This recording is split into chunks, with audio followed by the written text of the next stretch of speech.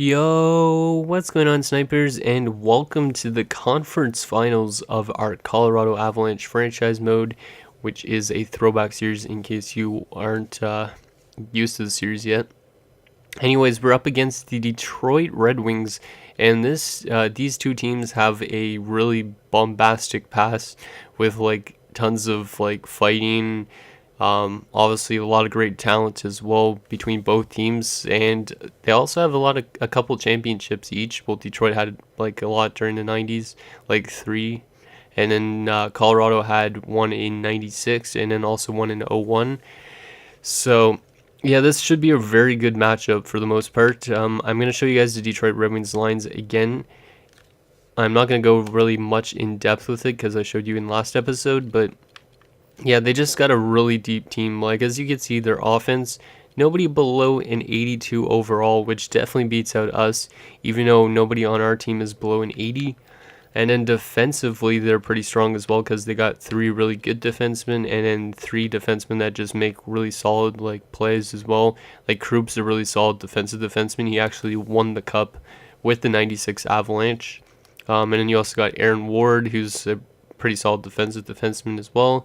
And same with Todd Gill, I think. And then goaltending wise, Chris Osgood is pretty good. He got into a fight with Patrick Wall once, and Bill Ranford is a good like legend kind of guy. He won the cup with the Oilers back in 1990, I think. And then also defensive, or not defensively, scratched wise, they even have really good depth forwards and defensemen. So you got Pedersen, who they acquired in a trade with Germany during this like franchise mode, and you also got like Jamie McCowan and Ulf Samuelsson. So some good like old time guys. And then in the minors, I think they even have Matthew Dandino. So literally, like I was saying in the end of last episode, they could literally replace any guy that they want to with like if there's an injury on their team. So I'm kind of scared for that because, yeah, just Steve Yzerman, Fedorov, like so many good like legends and good Russian players too. So hopefully we're able to beat them. They got home ice in the series, which is something that's different from the other two series that we've played already. So hopefully we can win on the road here early at the Joe Louis Arena, which is obviously not the name of the arena anymore. Well, it actually is still, but I think they're taking it down or something, but it's now like they're playing at like Little Caesars or whatever. So here you go, first period, and it is 2-1. So just like I thought, it's going to be an offensive-based series. Larry Murphy scores 2 goals, so a defenseman coming through, but Murphy's one of those guys that won quite a few Stanley Cups in his time. Couple with like Pittsburgh, I think. Yeah, a couple with Pittsburgh, couple with Detroit. And then Valery Kamensky scores for us to pull us within 1. Shots are 14-10 in favor of us.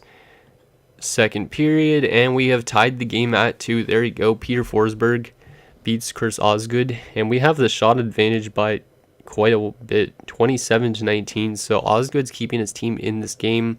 Let's see what happens here in the third.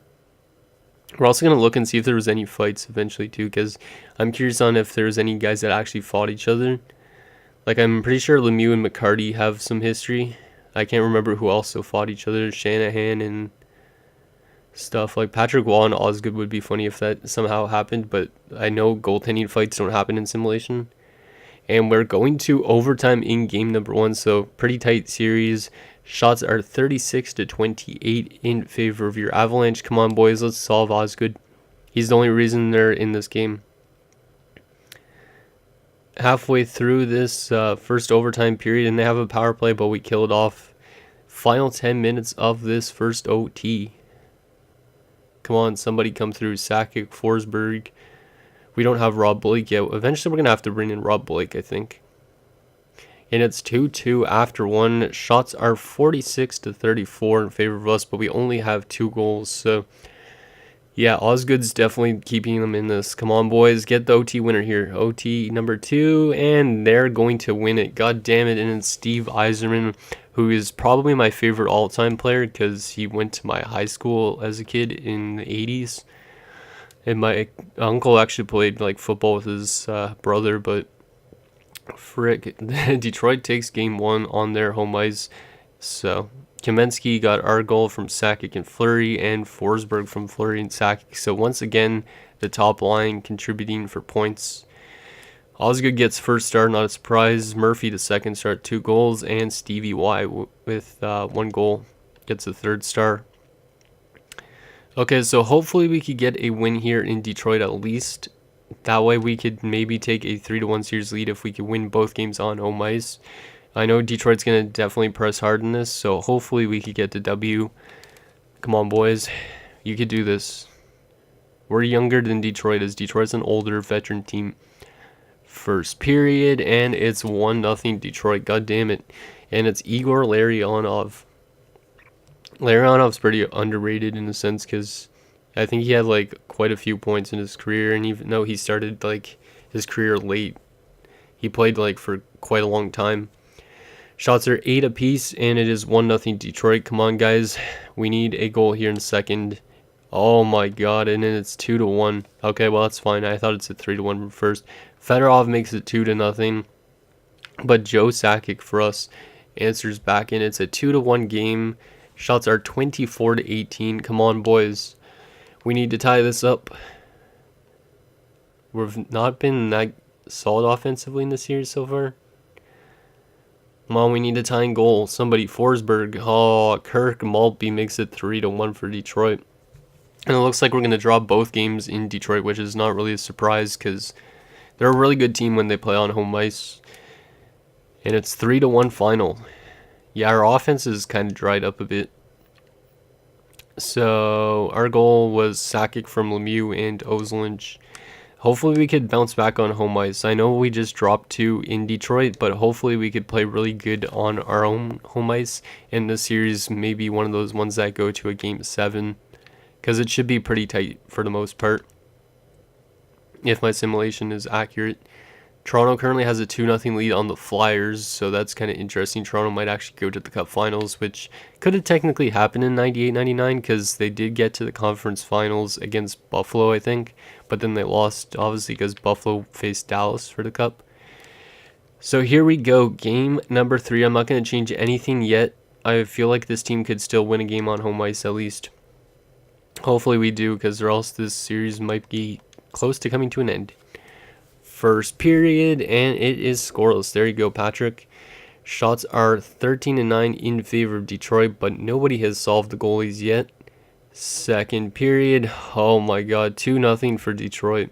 Holmstrom and Lidstrom, the 2 super Swedes. Oh, we need to have a strong third here, or else we're going to go down 3-0 to Detroit. We're going to have to probably make some line changes for the next game. Come on, boys, we need some goals here. Yeah, I knew Detroit was going to be a really tough team to face. Wendell Clark makes it 3-0. Yeah, this game's all but over. Yeah, I'm going to have to come up with some crazy line changes to help us, because we have just lost another game, and it's probably because of Chris Osgood. Yep, Chris Osgood has been first star in all 3 games so far. So, yeah, Osgood is definitely a tough goalie to beat. Even though he's only like 26 and he's an 87, he's been out-dueling Waugh so far. So let's make some line changes going into game 4, because we're going to have to win 4 in a row to get to the Cup Finals. So, what do we want to do? Let's move Hayduk up, move Lemieux down. Actually, no, I like Lemieux on that line. Yeah, I like Lemieux on that line. Let's move down Kamensky, because Kamensky's been pretty bad for the most part. Let's move Yell there. Let's put Drury as a winger. Even though Drury, yeah, he's solid at faceoffs, but let's put Yell as a centerman instead. And then, yeah, let's take out Dale Hunter again and put in Stefan Yell. No, not Stefan Yell. Sean Poden, because Sean Poden could somewhat take faceoffs. So we're going to bring in Sean Poden to kind of help play a better defensive game. Defensively, we're going to take out Greg DeVries. Like, DeVries has been good defensively, but he's got no points. And we're going to bring in John Clem instead, because he's technically better overall-wise. And then goalies. You know what? Actually, I want to keep in DeVries. I think I'm going to take out Gusarov. Yeah, Gusarov's got 1 assist. So, Greg DeVries, you're going to stay in the lineup. Just that, so that's more of like a shutdown pairing because Gusarov could be somewhat offensive when he wants to be, I think. So there you go. Those are our only changes we're going to make. We're not going to put in Billington, obviously, because Billington's nowhere near as good as Patrick Waugh. So here we go. Game number 4. We need to win 4 games in a row, and it starts tonight if we can. Real-time simulation because we're on the brink of elimination. Power play for us early, and we don't score on it. Maybe I should have looked at the special teams as well. I don't know if the special teams are not playing that good or not. At least it's a scoreless first period so far. Power play for us, and we don't score again. Damn, Chris Osgood's been dominant so far in the series. Shots are 10-6 in favor of us. Come on, guys. We need to solve Osgood here in the second. There you go. Peter Forsberg. Just what we needed, our top line to come through. If we could somehow win 4 games in a row, though, that would be pretty insane to get to the Cup Finals. It doesn't happen that often, so... And Detroit ties the game at 1. Igor Larionov and Yzerman gives them the lead. God damn it. Come on, Patrick, we need you to play good. And we're going to tie it back up, though, as Joe Sakic scores a late goal. And it's 2-2 going into the third. Shots are in our favor, 22-19. Come on, boys. We need somebody to come through here. This could be our last period of the season and year number 1. And Detroit scores, and it's Chris Draper. God damn it. The last 10 minutes of this third period, we need a hero. John Clem, do you have a goal in you or somebody? Final 5 minutes. Come on, boys. Power play late. And we're not going to score, and we get swept in the conference finals by the Detroit Red Wings, one of the dynasties of the 90s. And we're out, and they're on to the Cup Finals for the 3rd straight season. Technically. So Forsberg from Fleury and Sakic from Fleury and Forsberg. So despite our top line playing so good, we just could not solve Osgood that much. And we're out in the 3rd round, which really sucks, but it makes sense in real life technically too. Because Detroit was the dominant team up until this season technically. So yeah, let's sim to see the awards and all that stuff because we're going to do a season wrap-up. Actually, we should take a look at our player stats for the playoffs first. Yeah, I'm going to stop this simulation for a second. We'll take a look at our player stats for the playoffs, and then we will do the retirements and all the end of the season wrap-up for year number 1, which I think was a pretty successful season considering we got to the conference finals, but too bad we just could not get to that Cup Finals. So Sakic 22 points in 17 games, Forsberg 20 points in 17 games. Fleury had 16 and 13 because he missed a couple in the first round due to injury. Dedmarsh and Lemieux 9 points, Avalanche 8 points, Kamensky 7, Hayduk 5, Yell 4, same with Watt and Drury. Lefebvre and Podin and Miller all 3 points. Hunter only 1 goal. Same goes for Adam Foote. Gusarov 1 assist, Donovan 1 assist, and John Clem had no points, and same with Greg DeVries. Goaltending wise, Patrick Waugh went 8-7-2. Yeah, Patrick Waugh didn't play that good. Well, actually, I don't know how this realistic is for the 90s, because the goals against and save percentage stuff was weird. So, 918 save percentage, but a 2.26 goals against average. So he didn't allow a lot of goals, but he just did not save a lot of pucks. Okay, so that is that. Now let's see who wins the cup and all that stuff. Hopefully, if I wanted a team to win the cup in this, it's Detroit and Toronto in the Stanley Cup final, and Toronto's got a 3-1 series lead. Damn, Toronto might win the Stanley Cup in 98-99, which, I would hate to see that in year number 1. Even without Austin Matthews in this, and oh my god, Detroit came back. So Detroit has won their 3rd straight Stanley Cup, technically, so that's a realistic cup champion for sure. But they came back from a 3-1 deficit to win the Stanley Cup. Also, the Calder Cup champions are San Diego Gulls. Not that it really matters because their rosters, they don't really have anybody that was actually a member of the AHL affiliate of the Ducks. So the Chicago Blackhawks get 1st overall, which means they're probably taking Henrik Sedin, or they could take Henrik Zetterberg or Daniel Sedin. Vancouver's got 2nd, which means they might get one of the Sedin twins. Hopefully they don't take Zetterberg instead. And Germany's got 3rd. Interesting. So those are your draft lottery results. Come on, I want to stop this simulation. There you go. I wanted to see the awards before we get into the retirements. I wonder if anybody actually retired other than the created players, because that's more what I'm looking for. Okay, so awards. The Detroit Red Wings are your Stanley Cup champions for year number 1. The New Jersey Devils won the President's Trophy, so that's somewhat accurate because New Jersey was a really good team in those days too. And it was Detroit and Toronto for the Stanley Cup. Player awards. Pierre Turgeon takes home the Art Ross. That's not really realistic. I don't know why he had so many points, but okay. Martin Brodeur takes home the Hart, so that's somewhat accurate because I think Brodeur might have had some Harts back in his day. I don't know about this season. I don't think so. I think like Yager did. Brian Leach takes home the James Norris. Pierre Turgeon takes home the Lady Byng. Wow, Tommy Kallio takes home the Calder. It's interesting. The first time I've ever had him win the Calder. It doesn't really matter about the Calder yet because we don't have any like EA generated guys winning stuff. Chris Osgood takes home the Conn Smythe, not a surprise. Martin Brodeur takes home the Vezina, not a surprise either. And he also takes home the Jennings. Jason Smith takes home the Bill Masterton. Mike Modano takes home the Selke, which is kind of accurate actually in a sense too, because Modano played really good defensively like that season. Like he kind of like under Ken Hitchcock played a lot better defensively, like a more better defensive game, and that's what helped Dallas win the Cup actually in 98-99. Brodeur takes home the Lindsay, and Keith the Chuck takes home the Maurice Richard. How about AHL, even though there's nobody that's really notable? Okay, so it's just random guys. Okay, so our final thing, the retirements. Who is going to retire at the end of the first season? There is some guys that should be retiring, which is like Kjell Samuelsson because he's like 40 something, but who knows? Maybe even Gretzky might retire because Gretzky technically retired in real life in 98-99, so let's see if he retires here. So we're going to have to sort by games played. Actually, let's just go down. Or by team.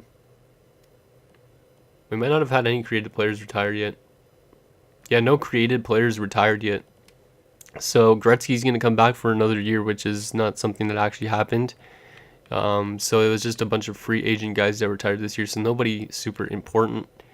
Goaltending wise, there was no goalies that retired, so kind of a really weak retirement group. Anybody that was drafted actually in 99? Nope. Oh, actually there is. Tommy Santala. So there was some guy that was drafted in 99 that's retired in this now. It's kind of cool. Okay. So our final thing I wanted to show you guys is who we have to re-sign this year. Or who we're going to have to re-sign in the off-season and stuff like that. And I'll show you guys the draft class again, just in case you guys forgot. So expiring. So these are the contracts we're debating getting back. So there's Theo Fleury, who I'd like to get back, obviously with that top line being so good. Ozolinsh for sure because he's only 26. Deadmarsh definitely, I think. Hayduk definitely, even though he does not want an extension, which is retarded. Sorry if I use that word.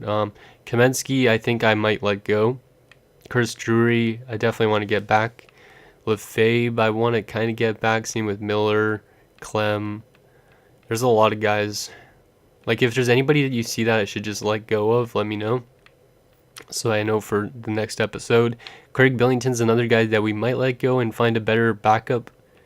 And yeah, that's pretty much that. So finally, let's take a look at the draft class, see if it changed at all like in terms of where people are ranked. Okay, so Daniel Sedin's projected to go number 3, so he's looking like he's going to go to Germany. And Henrik looks like he's going to go first, which means that Zetterberg might be going to Vancouver, and the Sedins are going to elude Vancouver, which kind of sucks, but whatever. Other than that, it looks like a pretty good draft class. A lot of the medium elite guys were not actually medium elite in the latest roster builds that EA made. It's just because I made this roster quite a long time ago that there's guys that aren't medium elite that are in this, so you guys know. Barrett Jackman is supposed to go there. I wonder what we could get actually late in this round, or in this.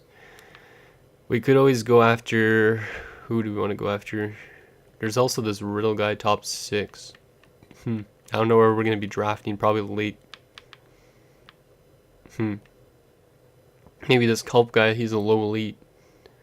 Late round low elites are usually pretty good.